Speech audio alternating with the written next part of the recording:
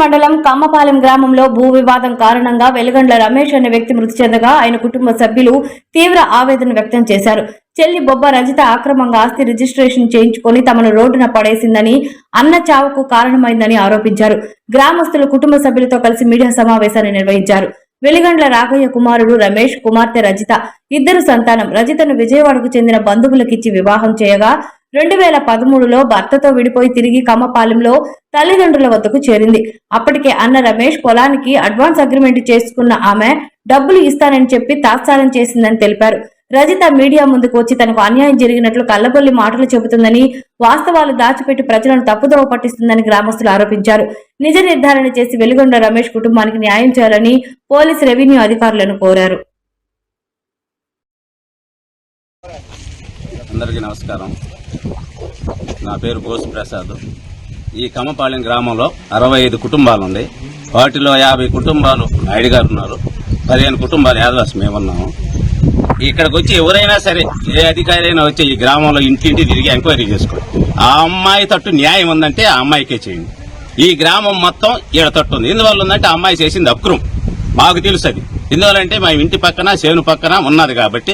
ఆమె బైపాస్ పోయింది, నా చేను ఆమె బైపాస్ పోయింది 1/2 కిలోమీటర్ అవతల. ఆమె చేను 5 కోట్లు 4 కోట్లు అమ్మేంత సీన్ లేదు. కాకర్ల సురేష్ గారికి ఎలాంటి సంబంధం లేదు. ఇది పార్టీకి సంబంధించిన విషయం కాదు, ఇది ఒక కుటుంబ విషయం.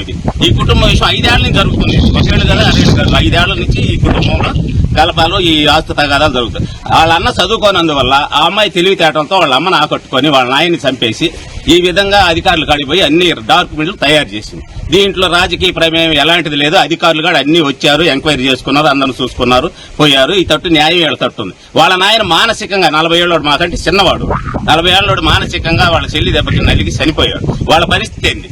వాళ్ళు ఏం చేయాలా? అదేమంటే వాళ్ళ అమ్మని అండగా పెట్టుకుని వీళ్ళు నానా విధంగా కోర్టులకి వాటికి వీటికి తిప్పి వాళ్ళేం పోయేవాళ్ళు. నిద్రలేసి వ్యవసాయం చేసుకోవాలి, బర్రెలు మేపుకోవాలి, కుటుంబం పోషించుకోవాలి. వాళ్ళు కోర్టుల చుట్టూ తిరగతరా లేకపోతే వీళ్ళు కుటుంబాన్ని పోషించుకోవాలి?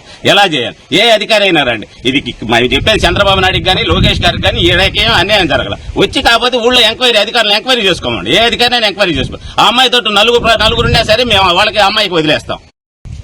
నమస్తే సార్, నాది వెలిగళ్ల రమేష్ భార్యని. నేను ఫ్యామిలీ సర్టిఫికేట్ కోసం పంచాయతీ సెక్రటరీ దగ్గరికి వెళ్ళింది.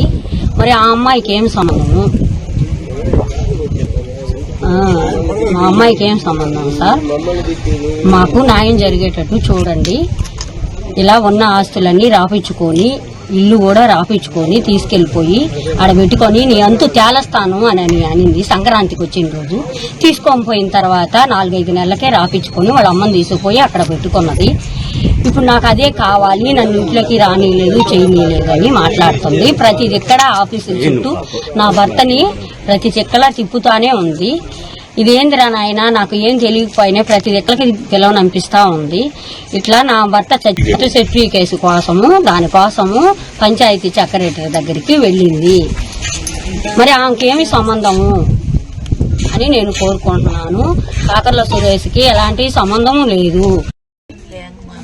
రజిత ఇచ్చిన పేపర్ స్టేట్మెంట్ ఇది కరెక్ట్ కాదు. ఎమ్మెల్యేకి సంబంధం లేదు.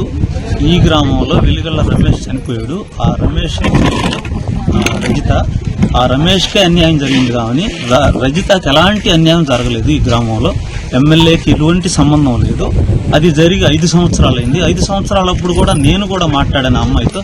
అమ్మాయి ఎడన్నా కూర్చొని మాట్లాడుకున్న అమ్మ పోలీస్ స్టేషన్కి పోగాకండి. ఆ అమ్మాయి ఊరి మాట వినలేదు. ఆ అమ్మాయి పోలీస్ స్టేషన్, ఆర్డీఓ ఆఫీసు, ఇంకొక ఆఫీసుల చుట్టూ తిరిగేది, ఇదే చేస్తా ఉంది. అన్యాయం అయితే రమేష్ కుటుంబానికి జరిగింది. ఎమ్మెల్యే గారికి వచ్చి 2 సంవత్సరాలు అయితే ఆయనకేం సంబంధం ఉంది దీంట్లో?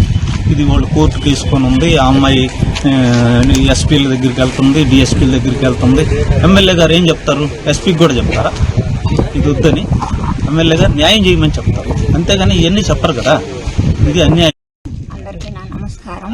నా పేరు జయమ్మ, ఎన్నిగళ్ళ వరమ్మ. నేను ఒక ఇంట్లో పెరిగిన వాళ్ళని. ఆమె తన బిడ్డలైనటువంటి రజిత, రమేష్ ఇద్దరు రజితాకే పక్షపాతంగా అంతా చేసి ఉంది. రమేష్ తన కొడుకుని, తన బిడ్డల్ని దారుణంగా అన్యాయం చేసింది. ఈ అన్యాయాన్ని సహించలేకుండా ఉన్నాము. రజితాన్ని నేను అడిగితే కలిసినప్పుడు 2 పర్యాయంలో ఇల్లు నీకు అవసరం అంటే నాకు అవసరం లేదన్నది. సరే మీ అమ్మ పేరు మీద రాసేసి నీ పేరు మీద తప్పు అని చెప్తున్నాను.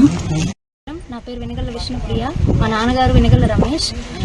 మాకు ఎవరన్నా సపోర్ట్ చేయాలని ఊర్లో వాళ్ళు వస్తుంటే వాళ్ళందరి మీద కేసు ఫైల్ చేస్తుంది. అలానే మా మామయ్య, మా బాబాయ్, మా పెదనాన్న వాళ్ళందరి మీద కూడా కేసు ఫైల్ చేస్తుంది. ఇలా అయితే ఎవరు మాకు సపోర్ట్ లేకుండా ఉంటే మమ్మల్ని చంపేయాలని చూస్తుంది. నాకు, మా అక్కకి, మా అమ్మకి, మా ముగ్గురికి ప్రాణహాని మా అత్త వల్ల, అంటే బొబ్బ రజిత వల్లనే ఉంది. మీరే ఎలా అయినా మాకు హెల్ప్ చేయాలి, ఎలాగైనా సపోర్ట్ చేయాలని కోరుతున్నాను. మా ఫ్యామిలీ గొడవలు ఒక 5 years నుండి జరుగుతూనే ఉన్నాయి. దీనికి కాకర్ల సురేష్ అయిన ఎమ్మెల్యే గారికి ఎటువంటి సంబంధం లేదు. ఇది ఆయన రాకముందు నుండి జరుగుతూ ఉన్నాయి. సో ఆయనకేమి. అందరికీ నమస్కారము. నా పేరు ఉప్పూరి ఆదిలక్ష్మి. కాకర్ల సురేష్కి ఈ గొడవలకి ఎటువంటి సంబంధం లేదు. కానీ కావాలని ఆ అమ్మాయి ఆయన మీద ఆరోపణలు చేస్తుంది. వాళ్ళ అన్న ఒక కారణం ఆ అమ్మాయిను. అందుకని ఆ కుటుంబానికి ఊరి ప్రజలు మొత్తము అండగా నిలబడతాము. వాళ్ళకి ఆ కుటుంబానికి మీరు న్యాయం చేయాలని కోరుకుంటున్నాము.